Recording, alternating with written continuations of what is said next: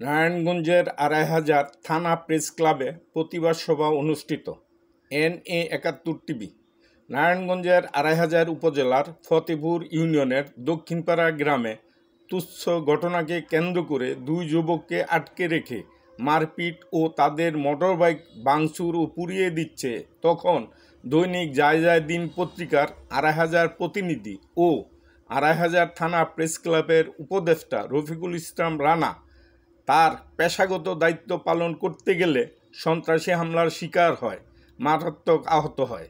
এই ঘটনায় বিচারের দাবিতে ২৩ জুন রবিবার বেলা 10:30টায় থানা প্রেস ক্লাব কার্যালয়ে সভাপতি মাসুম বিল্লাহর সভাপতিত্বে প্রতিবাদ সভা অনুষ্ঠিত হয়েছে।